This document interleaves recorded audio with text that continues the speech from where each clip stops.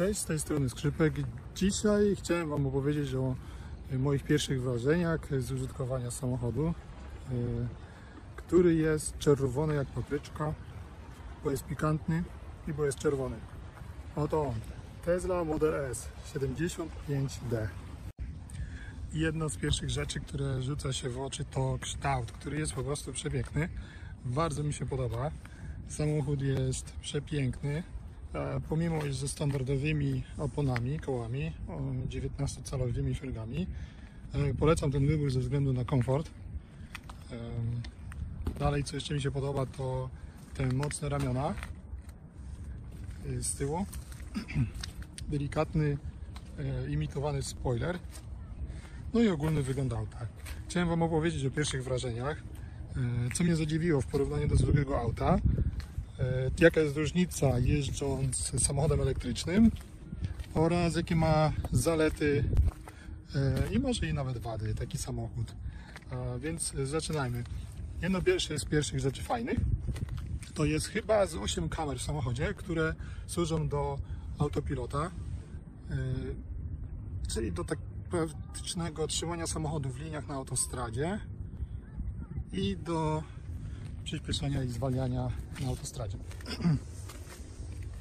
Mamy jeszcze kamerę w side repeaterach, w kierunkowskazach oraz z tyłu.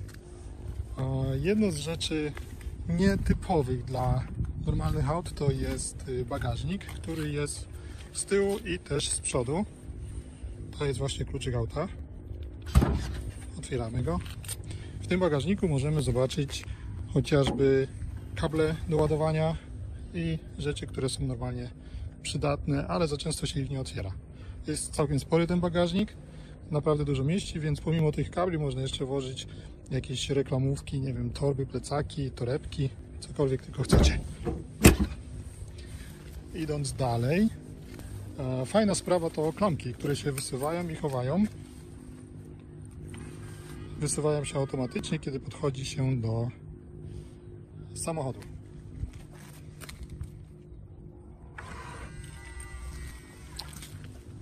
Bagażnik w tym aucie jest przeogromny. Zaraz Wam pokażę.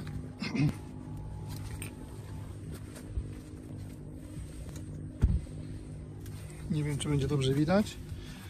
Maty dokupiłem osobno, ponieważ te standardowe nie za bardzo mi się podobały. Bagażnik ma chyba z 900 litrów. I mamy jeszcze wielką skrzynię tutaj pod spodem. Skrzynię, dziurę.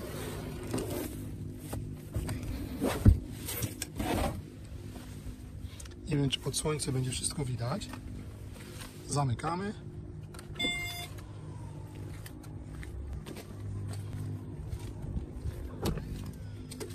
Dla rodziców fotelik dla dziecka mieści się bezproblemowo. O, zapomniałem o jeszcze jednej kamerze, która jest tutaj. Miejsce pasażera, bardzo przyjemne. Auto bardzo wygodne. Regulowane elektrycznie. Jest to wersja podstawowa, czyli materiał i obszycia skóry wegańskiej obok oraz standardowy dashboard. Samochód ma niesamowite osiągi. Co jest jeszcze piękne, to wyświetlacz, który ma 17 cali. Są na nim przeogromne funkcje, ale nie będę Was zanudzał nimi.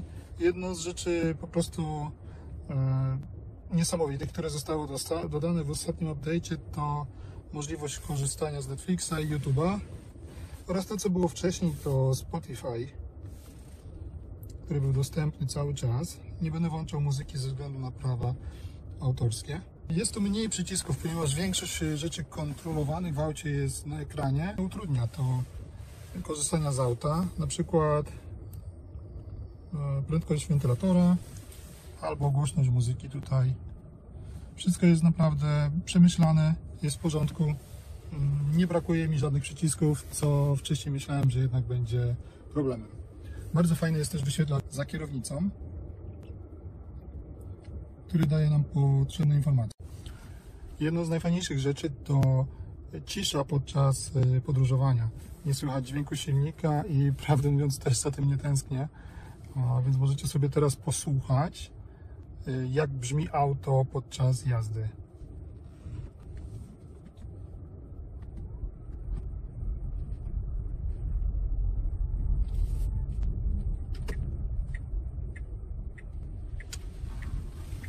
coś przyjemnego. Także komfort jest bardzo fajny podczas podróżowania. Siedzenia są wygodne, są podgrzewane siedzenia z przodu, z tyłu, kanapa jest podgrzewana. Co jeszcze ciekawego? Zawieszenie pneumatyczne. Przydaje się to na właśnie takich górkach, wzniesieniach, dziurach. Chociaż powiem, że styl zawieszenia BMW bardziej mi się podoba. Wcześniej posiadałem BMW, więc mogę się wypowiedzieć, hybrydę. I może dlatego też się przyzwyczaiłem do aut elektrycznych w jakiś sposób.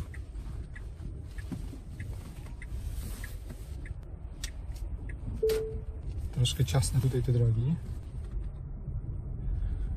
A cóż jeszcze Wam powiedzieć? Samochód bardzo fajny, troszkę duży, ale też bardzo wygodny. Masa pojazdu jest dość duża ze względu na baterię, która jest pod podłogą. Centrum masy jest w centrum pojazdu, więc auto trzyma się świetnie na zakrętach.